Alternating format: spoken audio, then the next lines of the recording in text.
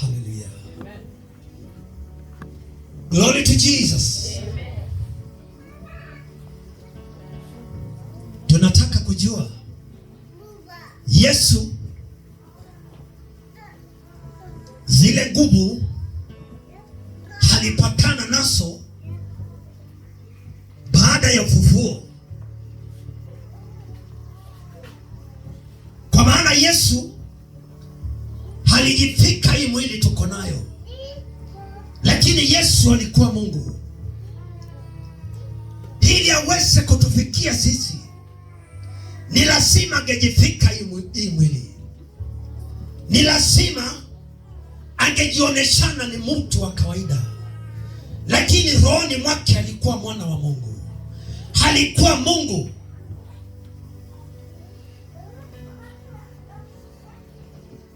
Alikuwa na uwezo wa kukataa mambo mingi. Alikuwa na usemi, lakini watu walimsemea. Watu wakamtemea mate. Watu wakamvebesha misalaba. Watu wakamudhiaki.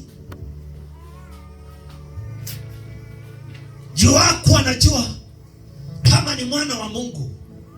Hawakuelewa huyu ni nani.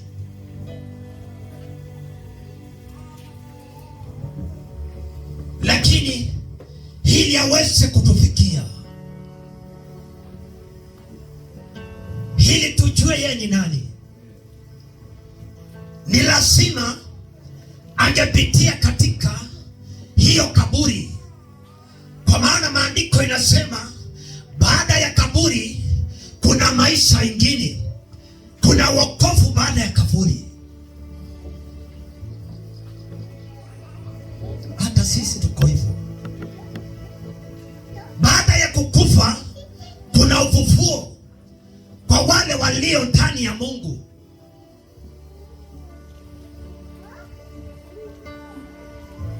Yesu wakati alifufuka na ile mwili ili watu waamini kweli Yesu amefufuka.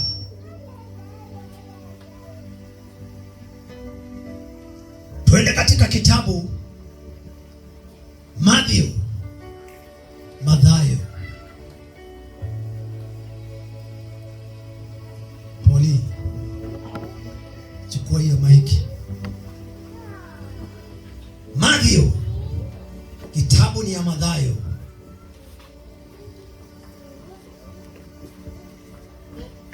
Kitabu ni ya Mathayo 28 mstari wa kwanza. Na kila mtu haiteke sikio, hajiunganishe na huyu Yesu. Kuanzia mstari wa kwanza. Mathayo 28 mstari wa kwanza. Baada ya Sabato, alfajiri mapema siku ya kwanza ya juma, Maria Magdalini na yule Maria mwingine walikwenda kulitazama kaburi. Haleluya. Maandiko inasema baada ya Sabato, asubuhi na mapema, Maria na ule mwingine wa pili. Kuna Maria Magdalena, yule ambaye kunasemekana alimzaa Yesu. Haleluya. Na kulikuwa na Maria mwingine wa pili, wakaunganika pamoja, wakasemezana ili waende waangalie Yesu, waangalie kaburi ya Yesu. Maandiko inasema wakatelemuka ili waele pale kaburini mwa Yesu, ili watazame mwana wa Mungu mahali amewekwa kama kwa hapo.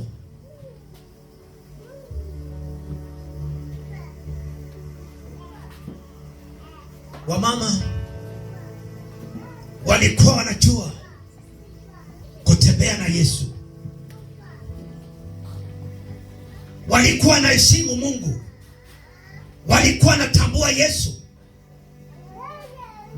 kwa maana Yesu alikuwa na wanafunzi na hakuna mmoja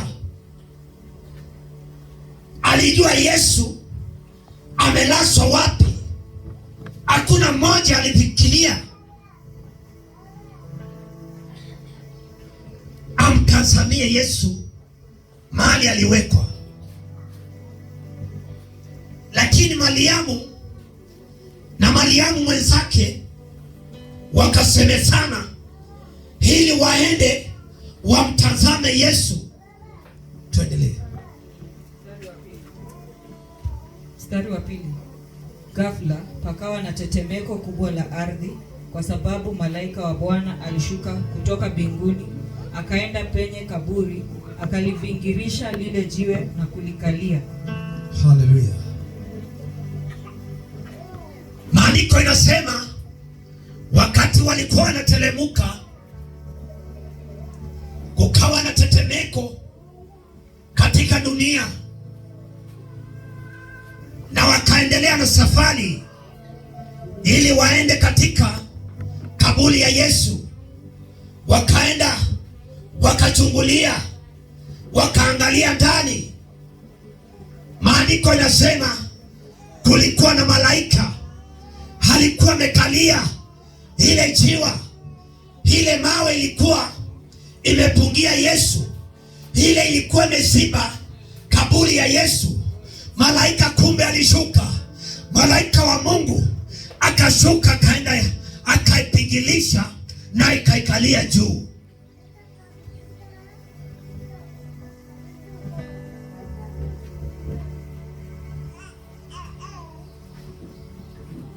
Malaika wa Mungu, kumbe Mungu alikuwa amempanga vile atafanya. Akawaambia wacheni wafunge, wawekelee mawe tu, lakini wawajui wewe ni mwana wa Mungu. Wakawekelea mawe kubwa sana,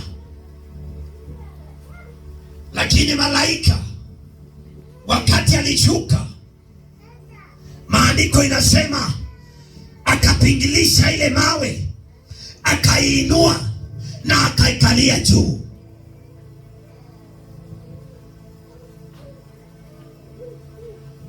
Haleluya. Tuendelee. Sura ya huyo malaika ilikuwa kama umeme, na mavazi yake yalikuwa meupe kama theluji. Haleluya. Malaika wa Mungu, maandiko inasema sura yake ilikuwa kama umeme, mapasi yake ilikuwa kama theluji, yaani kama snow, yaani kama kitu cheupe, kwa maana alikuwa mtumwa wa Mungu.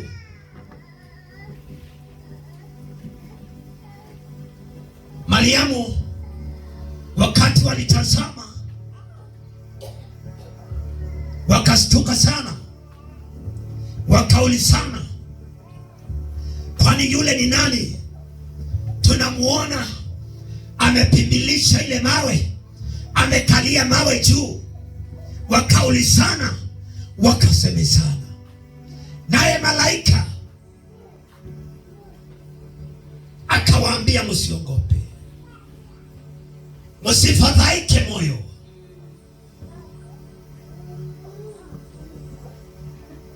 Kwa maana wakati walisikia dunia inatingika, dunia inayumbayumba,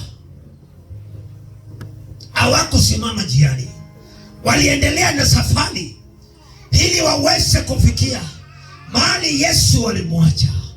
Alituambia siku ya tatu atafufuka, lazima tuende tutazame hiyo kaburi.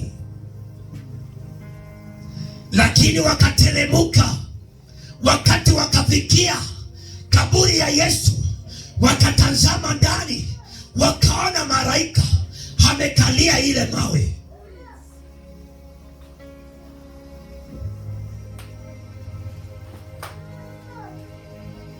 Na hiyo kaburi kulikuwa na walinzi, walikuwa wamewekwa tayari na mikuki, ili mwana wa Mungu asitoke mahali pale, ili kusiwe na mtu ataiba mwili wake, ili kusiwe na mtu anaweza kuja kufungua ile kaburi. Wakasimama na mikuki. Haleluya! Maandiko inasema kaburi, ile kaburi ikatetemeshwa, ile kaburi ikatetemeshwa, hale maaskari wakayumbayumba. Maandiko inasema maaskari wakaanguka, wakakaa kama ni watu walikufa. Zile nguvu za Mungu hawangestahimili,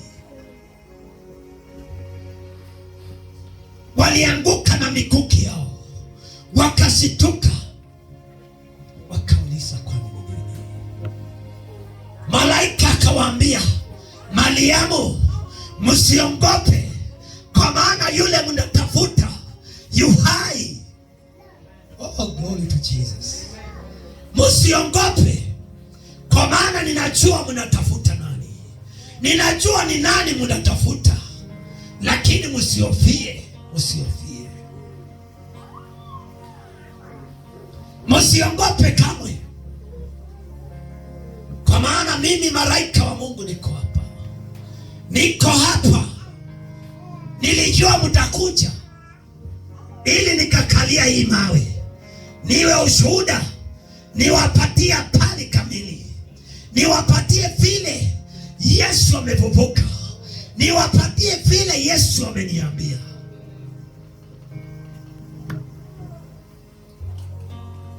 Akawaambia msiogope. Tuendelee. Wale walinzi wa kaburi walimuogopa sana, wakatetemeka hata wakawa kama wafu. Mstari wa 5. Yule malaika akawaambia wale wanawake, msiogope, kwa maana ninajua kuwa mnamtafuta Yesu aliyesulubiwa. 6. Hayupo hapa, kwa kuwa amefufuka kama vile alivyosema. Njooni mpatazame mahali alipokuwa amelazwa. Haleluya. Bwana sifiwe. Maandiko inasema Mariamu Magdalena na yule Mariamu mwingine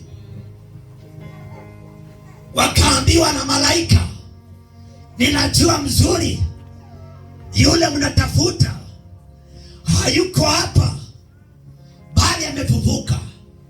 Lakini njooni mkaone, kujani muone mahali alikuwa amelazwa, ili muwe na ushuhuda kamili, ili mjue Yesu hayuko mahali hapa, ili mjue Yesu amefufuka, hayuko kaburini tena, ili mjue Yesu mwana wa Mungu alisema atafufuka siku ya 3, lakini hayuko mahali hapa, hayuko mahali hapa. Yesu mwana wa Mungu anatafutwa kaburini, lakini hayuko hapo. Hawa mama wakajitolea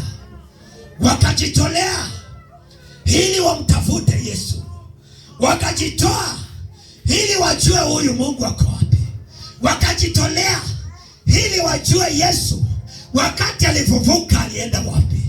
Alituambia siku ya 3 hatakuwa kaburini, alituambia siku ya 3 muniangalie. Wale wa mama wakataka kujua Yesu ako wapi. Yesu alikuwa na wanafunzi wake, lakini hawakufuata Yesu. Walikaa Galilaya ili wakati watasikia ujumbe wa Yesu. Walikaa huko, lakini huyu mama hakupata usingizi. Hakupata usingizi. Maandiko inasema wakati Sabato iliisha, asubuhi na mapema,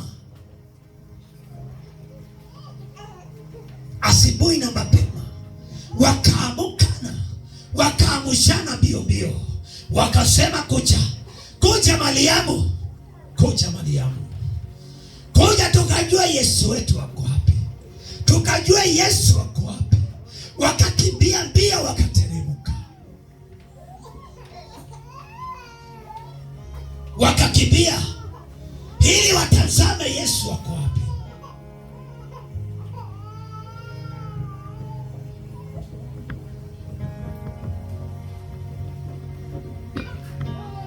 Ili wajue Yesu mahali yako. Haleluya. Wamama wako wapi hao? Watajua Yesu anataka nini. Yesu anataka nini katika huduma. Yesu wako wapi? Alituambia atatupatia nguvu mpya. Mtamtafuta siku gani? Mtamuelewa siku gani? Mtamtafuta siku gani?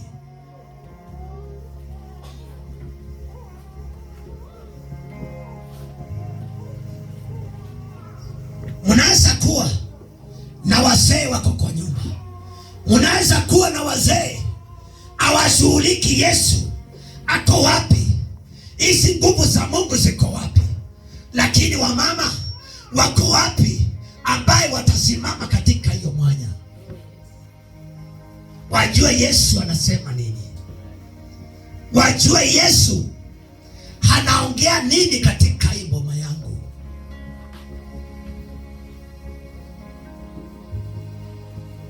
Huyu mama akaamuka asubuhi, akaita mwenzake, kujeni chooni, kuja twende. Walikuwa wawili tu. Kuja tukaangalie Yesu wetu, kuja tutazame Yesu ako wapi.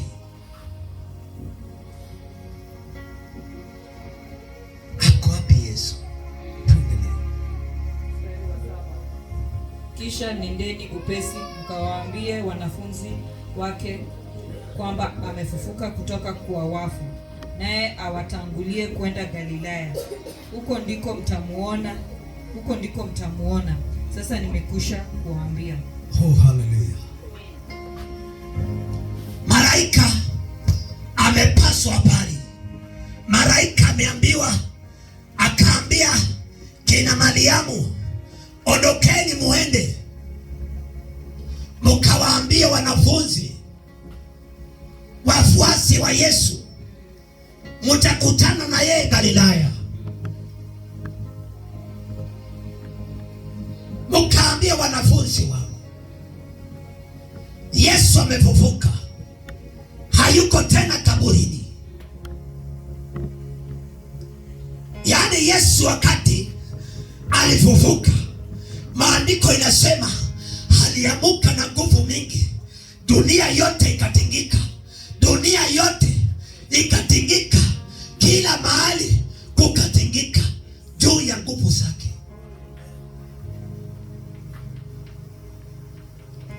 Unajua wakati Yesu alikufa, alienda moja kwa moja, akukaa kaburini, alienda kama akaenda katika kuzimu, akaambia shetani, lete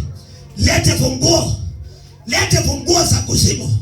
Akachukua zile funguo, akafungua zile makaburi, akasifungua na nguvu mingi. Maandiko inasema kuna wale walikuwa wamelala katika Bwana, siku hiyo walifufuka na Yesu.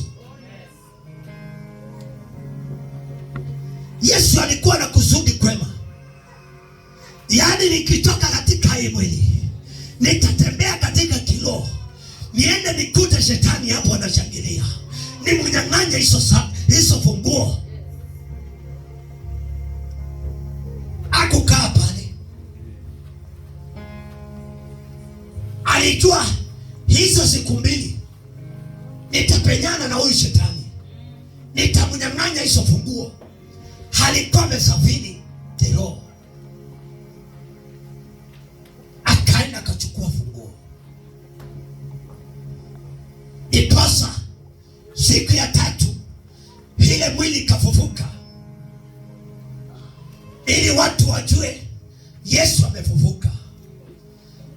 hakungekuwa hivyo ati waende Mariamu na Magdalena huyu mwingine wapate mwili wa Yesu umelaswa, hawangejua kama Yesu amefufuka.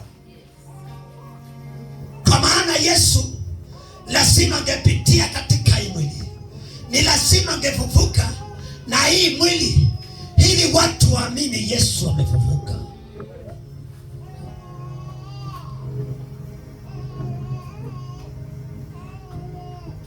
Ili Mariamu akitazama kaburi haone Yesu hayuko hapo. Kwa maana watu wengi wakujua Yesu kama ni Mungu. Waliona Yesu ni kama mwanadamu wa kawaida. Ndiposa akafufuka na ile mwili yake. Mariamu akaambiwa, ena Galilaya ukaambie wanafunzi wangu, ukaambie wanafunzi wangu tukutane huko, niko njiani nakuja. Yesu akasema hivyo, uwaambie Yesu ameshafufuka, hayuko kaburini tena, lakini amesema tupatane Galilaya.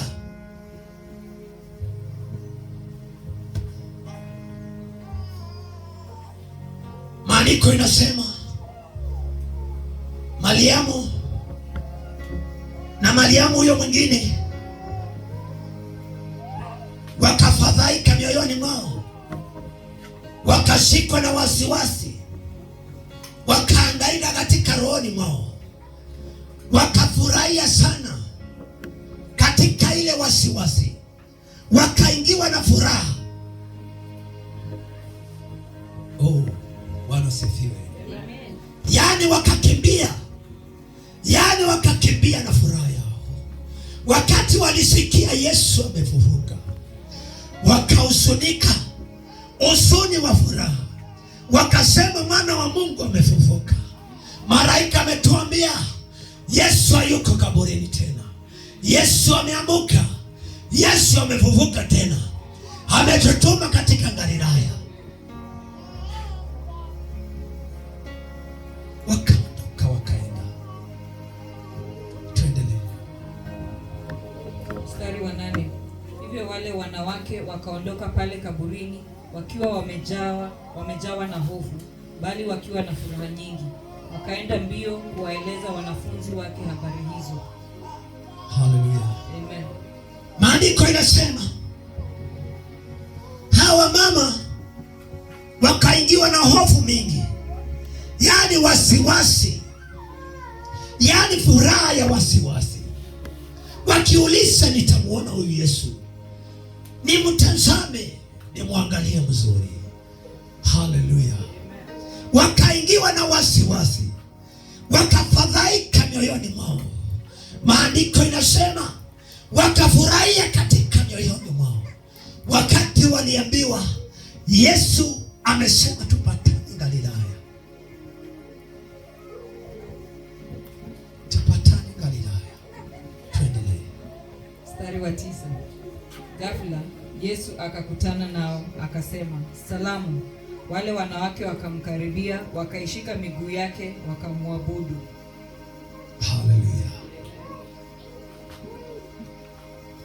Katika hiyo hofu, katika hiyo furaha, maandiko inasema Yesu akawatokelezea wale wanawake wawili, wakaanguka chini, wakamubusu, wakamshikashika miguu.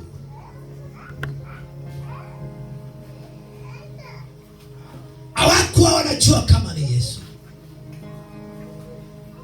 Yesu akawasalamu, akawasalimia,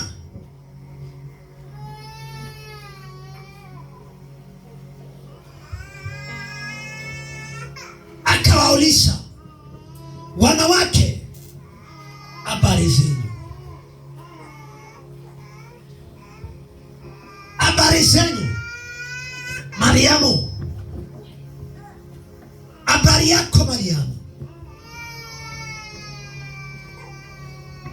wakamwangalia kwa sura, wakaona ni Yesu.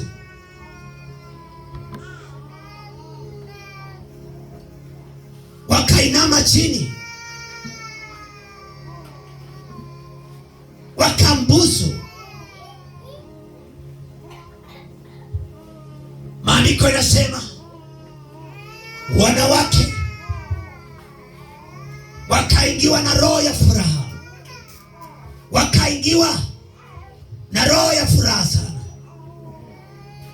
wakarukaruka juu, wakaimbaimba na furaha mingi.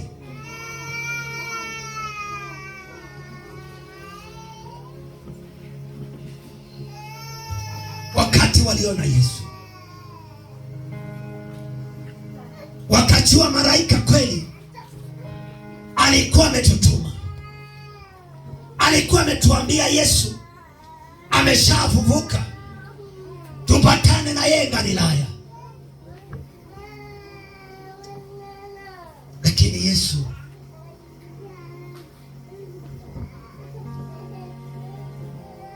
akaangalia wanawake, akawaambia, mimi Yesu nimeshafufuka, mimi Yesu nimefufuka. Endo kawaambie, enendeni mkawahakikishie mumeniona. Juu Yesu aliwatokelezea ili wasiwe na hofu, ili waende wakisema Yesu wamemuona. Wasiende kusema tumeambiwa na malaika Yesu amefufuka.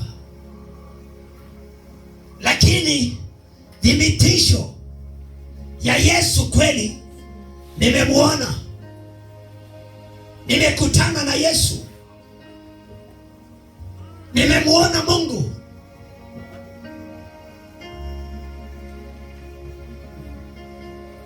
Kuna watu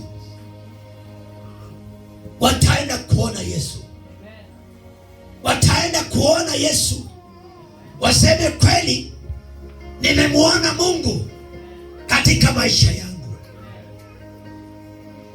Vile wanawake Yesu aliwatokelezea ili waseme kweli nimemuona Yesu, nimeona matendo ya Yesu, nimeona Yesu kweli amefufuka. Wawe na ushuhuda kamili.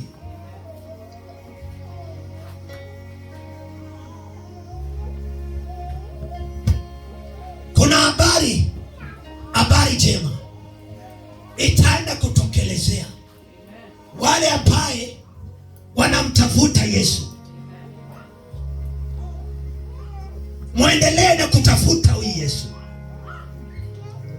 kwa maana amefufuka, hayuko kaburini.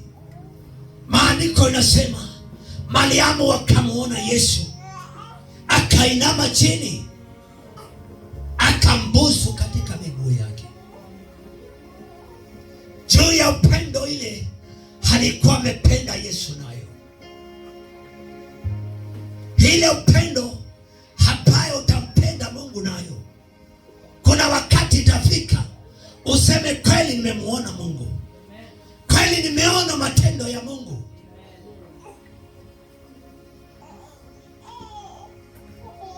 Mapito inaweza kuwa ni magumu, maisha inaweza kuwa ni magumu,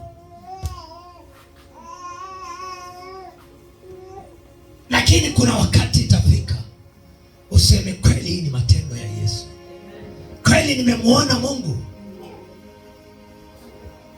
kweli hii ni matendo ya Mungu, kweli hii nimefikishwa hapa na Mungu.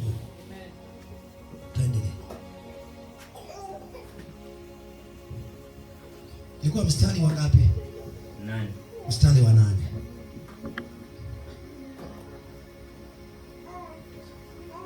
Wakaondoka upesi kutoka hapo hivyo, Wakiwa wenye hofu na furaha kubwa, hao wanawake walitoka upesi kaburini, wakikimbia kwenda kuwaambia wanafunzi wake. Mara Yesu akakutana nao akasema, "Salamu." Hao wanawake wakamwendea wakipiga magoti mbele yake, wakashika miguu yake. Kisha Yesu akawaambia, "Msiogope, nendeni mkaambie ndugu zangu waende Galaria, na huko wataniona." Haleluya. Huyo ni Yesu anaongea na wale wamama wawili, akawaambia msiogope, ondokeni mwende Galilaya, mkaambie ndugu zangu tupatane huko, kwa maana mimi niko sawa, siko kaburini tena. Wale wamama wakaondoka upesi wakikimbia ili waende wakaambie ndugu zake Yesu. Wamepatana na Yesu, wamemuona Yesu.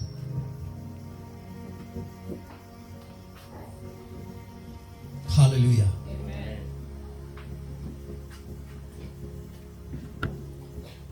Bwana asifiwe. Katika huduma kuna watu Mungu anawachagua kama manabii, yaani ya kupeleka habari. Endeni mkaseme hivi, endeni mkaongea hivi. Haleluya. Yaani hao wanawake Yesu aliwatangulia akawaambia ondokeni upesi. Hao wamama wakakimbia ili wapeleke habari ya Mungu. Haleluya. Unafaa unatamani vipawa zingine kama hizo, yaani hiyo kipawa unaongea na Yesu, anakutuma mahali fulani, anakuambia nendeni, enda mahali fulani ukawaambie mimi Yesu tupatane mahali fulani, hapo ndipo ninakuja. Enda kaambie fulani fulani, siku ya kesho nitakuja, ajitayarishe.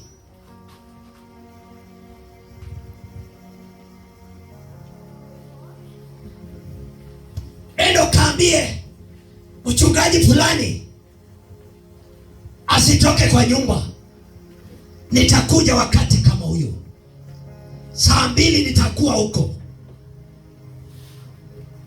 Haleluya. Hiyo ni kazi ya nabii. Anaweza tuma kwako, aambiwe enenda ukaambie fulani fulani asiongope, anitumikie, kwa maana ni mimi nimemuita, kwa maana ujumbe wangu iko ndani yake. Asiingiwe na hofu, kwa maana ni mimi Mungu wake. Haleluya. Nabii anakuja kwako, anakuambia umeambiwa na Mungu usiogope, kwa maana Mungu ako pamoja na wewe. Haleluya.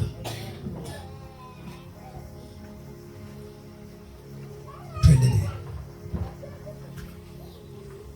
Wale wanawake walipokuwa wanakwenda zao, baadhi ya wale walinzi wa lile kaburi walikwenda mjini kutoa taarifa ya kwa kuhani wakuu juu ya mambo yaliyotukia. Basi wakakutana pamoja na wazee, na baada ya kushauriana wakawapa wale askari kiasi kubwa cha fedha, wakisema, nyinyi mtasema hivi, wanafunzi wake walikuja usiku na kumuiba, wakamuiba sisi tukiwa tumelala. Na kama mkuu wa mkoa akijua jambo hili, sisi tutasema naye na kuhakikisha kuwa nyinyi hamtapata matatizo. Haleluya. Yaani maandiko inasema katika ile safari wale walinzi wakati waliamuka walienda kwa mkuu wa kijiji, yaani yule alikuwa mkubwa, ili wapeleke habari vile kulienda. Maandiko inasema wakapeleka habari vile waliona.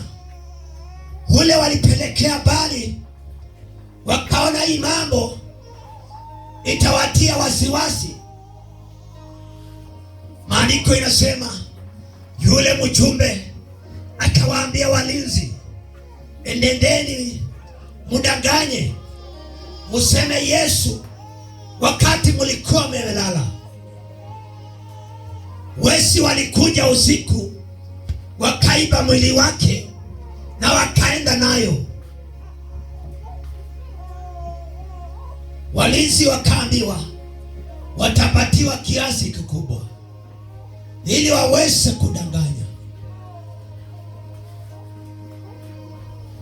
Kwa hivyo hii mambo ya uongo haijatoka juzi. Hii mambo ya uongo sio ya juzi, ilitoka kitambo. Ni watu wanataka kudanganya, kwa maana Yesu alifufuka, waseme Yesu hakufufuka. Iposa maandiko inasema wachawi wote na wao wanadanganya, wote wataunganishwa pamoja, watatupwa katika jehanamu. Yaani wewe unakuanga muongo, wewe ni muongo, unahesabiwa na muibaji, unahesabiwa na mwizi,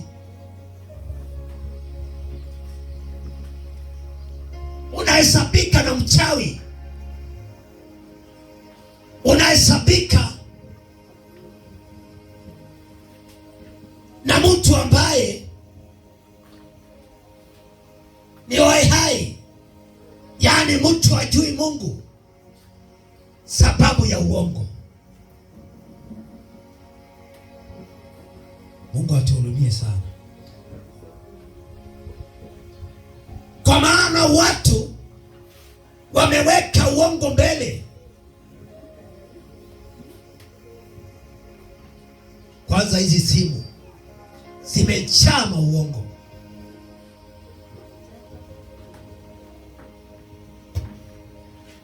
Asitambui mchungaji, muamini, asichagui. Kwa hiyo kila mtu ajichunguze mzuri, mimi ni muongo ama mimi ni mtu wa aina gani? Kama sitaweza kuona mbingu sababu ya uongo, uongo tu.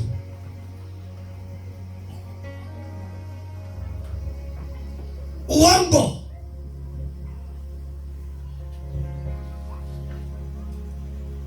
Kwa maana hii kitu inaitwa simu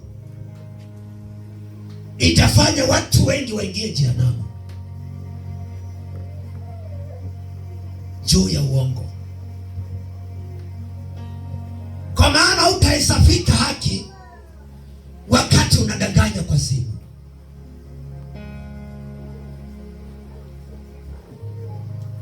Haitakutambua wewe ni mchungaji ama wewe ni nini ukiwa mwongo. Lala tu, sinzia kabisa na kuona tu, sinzia.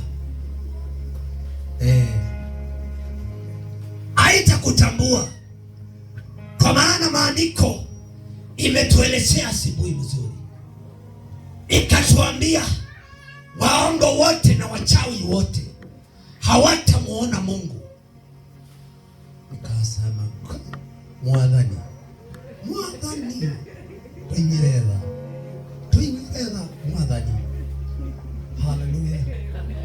Niofa nova, lakini Mungu atuhurumie. Niko hapa na siko hapo, niko pale na siko pale. Tuendelee. Wale walinzi wakazichukua zile fedha wakafanya kama walivyofundishwa. Habari hiyo imeenea kati ya Wayahudi mpaka wa leo. Wale wanafunzi 11 walikwenda Galilaya kwenye yule mlima alioagiza Yesu. Walipomwona wakamwabudu, ingawa wengine walikuwa na mashaka. Yesu akaja karibu akawaambia, nimepewa mamlaka yote mbinguni na dunia. Nendeni basi mkawafanye watu wa mataifa yote wawe wanafunzi wangu, mkiwabatiza na jina la Baba na la Mwana na la Roho Mtakatifu. Amen. Bwana asifiwe. Habari ikaenea, habari ya uongo ikaenea katika hiyo mji. Wakadanganya juu ya pesa,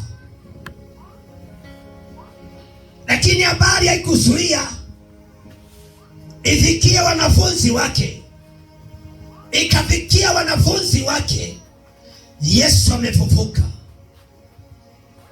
Yesu akawaambia wakati alifika Galilaya, akawaambia, mimi Yesu nimeshafufuka, nimepewa mamlaka yote duniani na juu,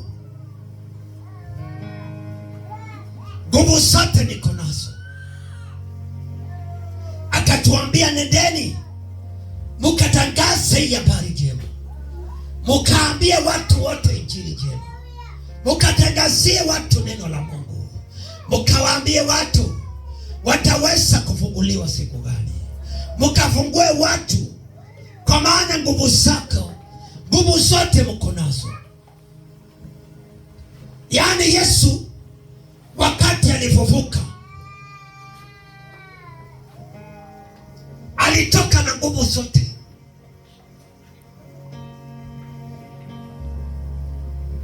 Duniani na juu mbinguni. Haleluya.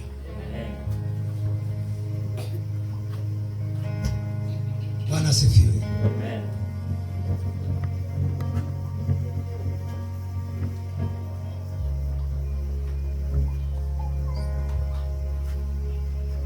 Haleluya. Tutaenda katika kitabu Kumbukumbu la Torati ya 6 mstari, Kumbukumbu ya Torati 6 kuanzia mstari wa 4.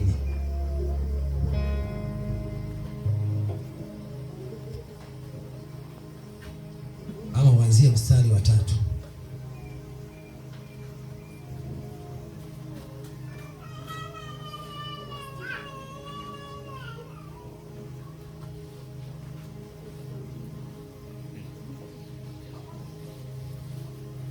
Bwana sifiwe.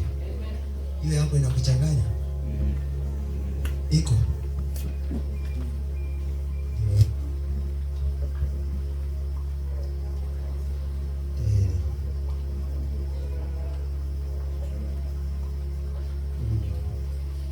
Haleluya.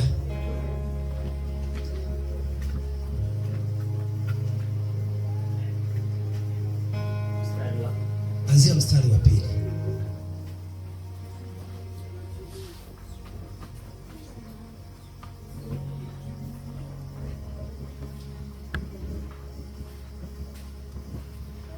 Kitabu cha Kumbukumbu la Torati 6 mstari wa 2.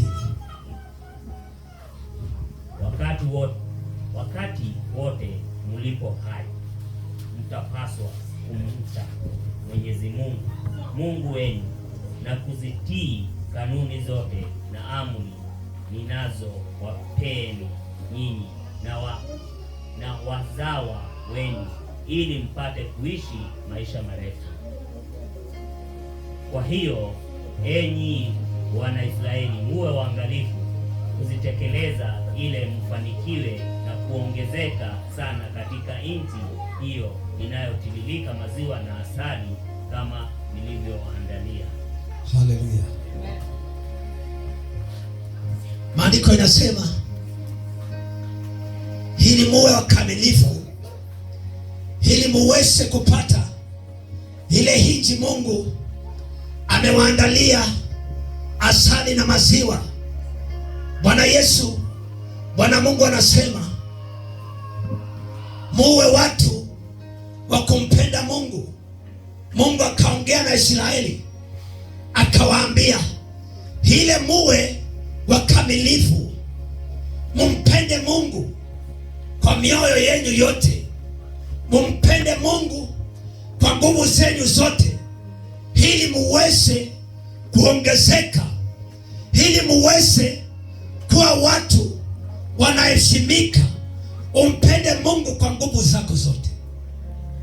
Hizo ni sheria Mungu alikuwa amepatia watu wa Israeli, akawaambia watu wa Israeli, sikieni hili neno ninawaambia, mumpende Mungu kwa mioyo yenu yote, ili muweze kuwa mumekamilika. Haleluya. Kwa maana wakati unayempenda Mungu, wakati unayemheshimu Mungu kwa vitu zako zote, wakati unayemwabudu Mungu, hiyo ni heshima ingine ya kumpenda Mungu. Ili uweze kuwa mkamilifu, lazima nguvu zako zote umpende Mungu.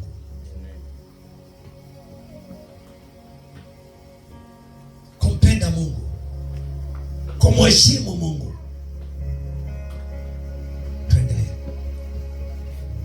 Basi sikilizeni enyi Wanaisraeli, Mwenyezi Mungu Mungu wenu ni Mwenyezi Mungu mmoja.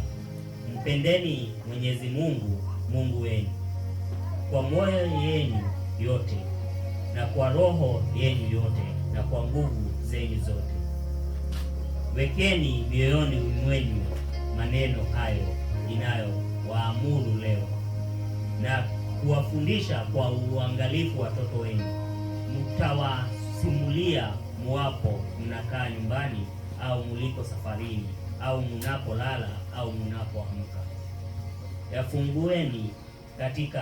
Yafungeni katika mikono yenu na kuivaa katika vipaji vyenu, nyuso zenu kama ukumbusho. Yaandikeni kwenye miomo ya milango yenu na milango ya mji wenu. Oh yes. Bwana asifiwe. Maandiko inasema, Mungu anasema, unapoketi ufundishe watoto wako jinsi ya hii neno, jinsi Mungu anataka. Unapojiani ukitembea, elimisha jamii yako kumheshimu Mungu, elimisha jamii yako kumwogopa Mungu. Hii neno huiandike katika vipanja zako za mikono, huiandike katika milango yako. Usisahau hii maneno ya Mungu. Mungu anayeongea huiandike popote huendapo, popote uishipyo, huyo inakuongoza. Wakati unaiandika katika mlango wako, wakati unaandika katika jamii yako, maandiko inasema ufunze watoto wako njia za Mungu, uelimishe watoto wako kwa hii hungu, uambie vile Mungu anataka, vile Mungu anataka, jinsi kukaa na jamii yako. Wakati ulalapo, waelimishe neno la Mungu. Maandiko inasema hii neno la Mungu isipotee katika rohoni mwako. Unapokula, unapoishi, unapotembea, usisahau hii agano ya Mungu. Maandiko ni agano ya Mungu, ndiposa Mungu anasema usisahau kamwe, uiandike katika vifanja zako, ili iwe ukumbusho. Unapotembea, hii neno iko ndani yako, uiandike katika rohoni mwako.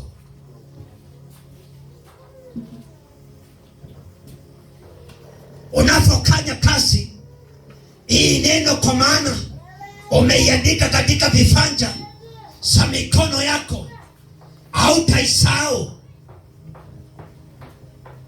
Unapoingia chumbani chako, kwa maana umeiandika katika milango yako, ukumbusho wako umeiandika hii neno la Mungu.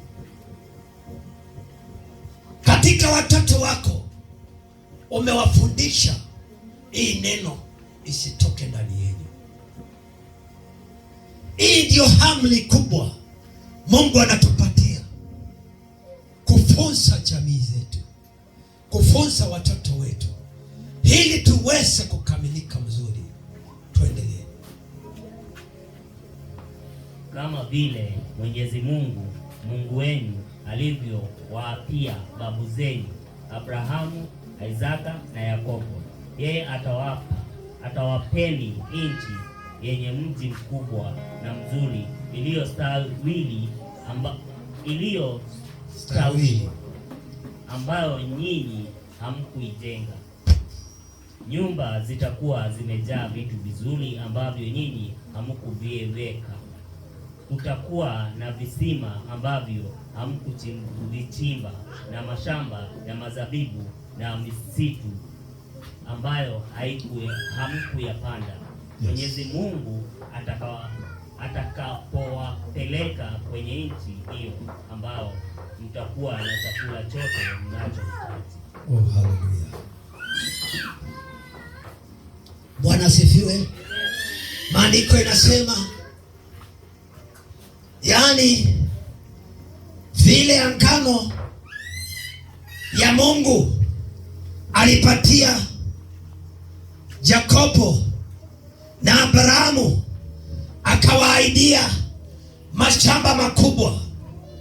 Maandiko inasema atatupatia mashamba tusiyeyanunua, atatupatia manyumba tusiyeyajenga, atatupatia mashamba imejaa mizabibu tusiyeipanda, atatupatia misitu imejaa miti tusiyeipanda. Haleluya. Huyu ni Mungu, anasema ni Mungu wa ahadi. Yaani unaweza kuwa ukililia upate shamba. Maandiko inasema atatupatia shamba tusiyeinunua, manyumba tusiyeyajenga, Mungu atatupatia. Kwa hivyo tusifadhaike mioyoni mwetu, tukae karibu na huyu Mungu wa ahadi. Ndiposa anatuambia tumpende Mungu kwa mioyo yetu yote, tumheshimu Mungu na nguvu zetu zote, ili tuweze kufanikiwa.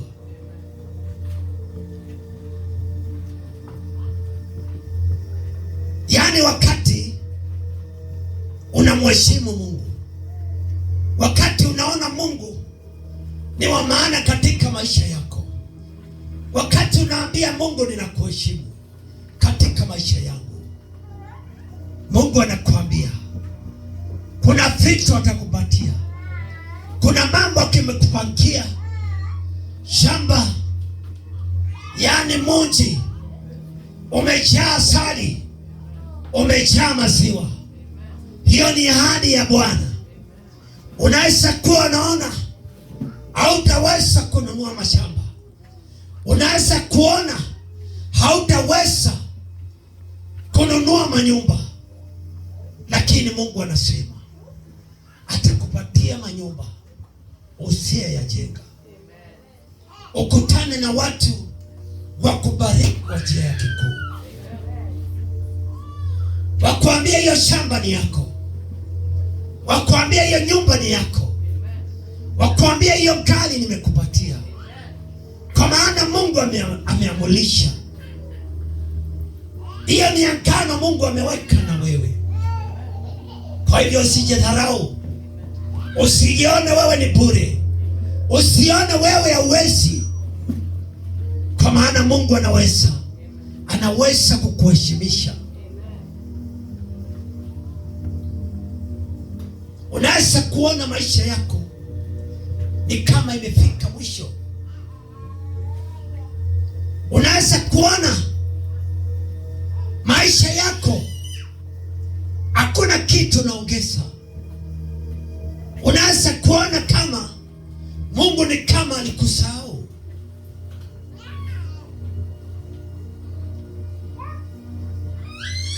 Unaweza kuona unazungukanga mahali pamoja. Unaweza kuona hata chakula kukula ni shida. Unaweza jiuliza maswali,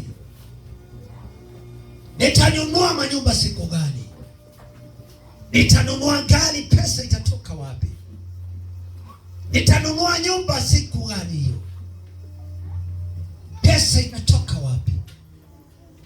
Lakini Mungu anasema nitakupa manyumba usiyoyajenga, nitakupa magari usiyoyanunua, nitakupa shamba imepandwa mizabibu usiyoipanda,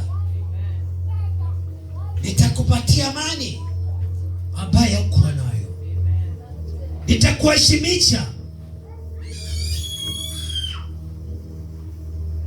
Wakati utakaye mpenda Bwana na nguvu zako zote na moyo wako wote, Mungu anasema atakupatia vitu mingi, atakuheshimisha,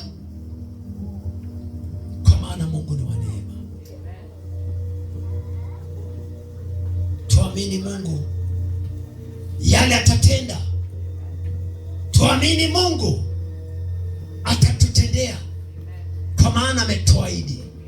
Ametuahidi mashamba, ametuahidi manyumba. Tukubali Mungu haingie katika hiyo mwanya, haingie katika hiyo eneo.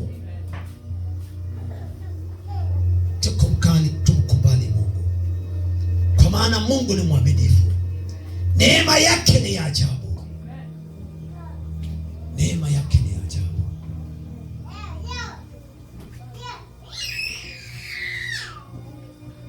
Tujifunze kumtafuta Mungu, tujifunze kumulilia Mungu, tujifunze kuendanisha na huyu Mungu, kumwambia Mungu, ingililia katika maisha yetu, ingilia katika hii maisha. Waambie Mungu, maisha inaweza kuwa imefika mwisho, maisha yangu imefika mwisho, lakini Mungu wewe hakuna kitu inaweza kukushinda. Achukulie maisha yako. Watu wanaweza kuona umefika mwisho, lakini mwisho wa Mungu haufiki. Hiyo ndio mwanzo wa Mungu. Mungu anashuka wakati kama huyo, wakati unaona umefika mwisho, wakati unaona ni kama Mungu alikusahau, naye Mungu, hiyo ndio wakati wake, hiyo ndio wakati wa Mungu. Hiyo ndio wakati wa Mungu. Haleluya. Tujifunze kumtafuta Mungu vile hawa mama walimtafuta Yesu. Tujifunze na wao. Walisema watalala, walisema hawatalala bali wamtafute Yesu.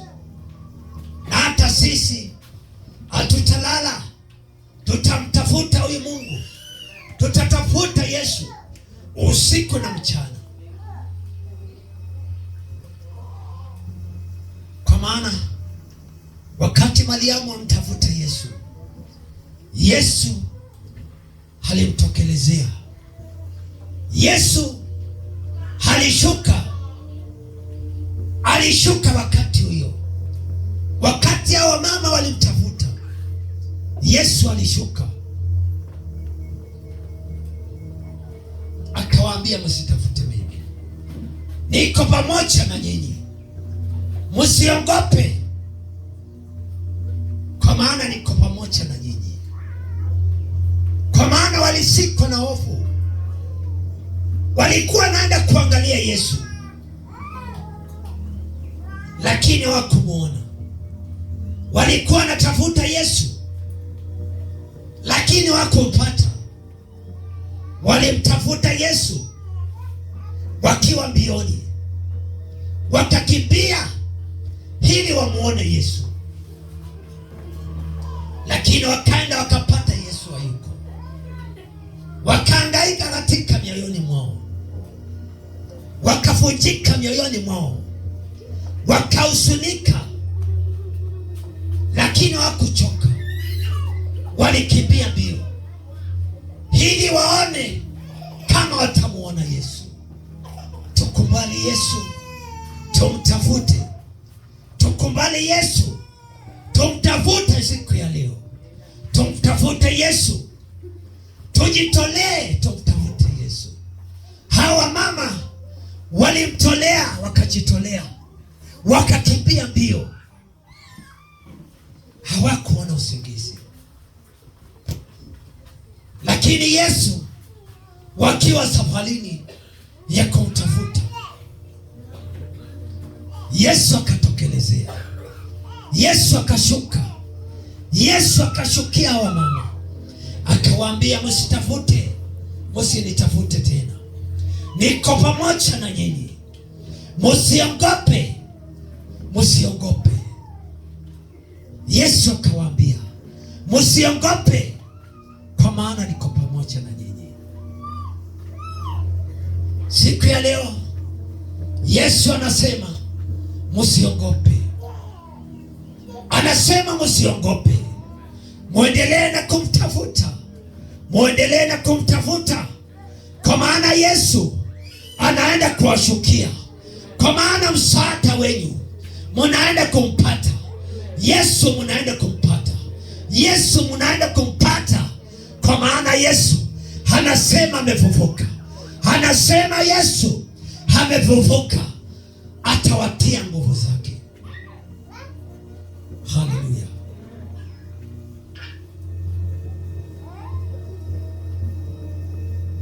Yesu akaona wamama wametaabika sana, wamehuzunika sana, wamemtafuta sana.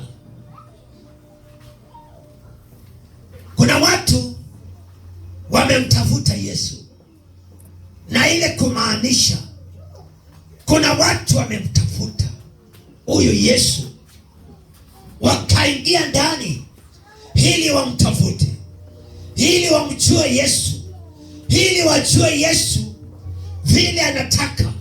Kuna watu wamejitoa ili wamtafute Yesu kwa moyo wao wote, wakamtafuta Yesu.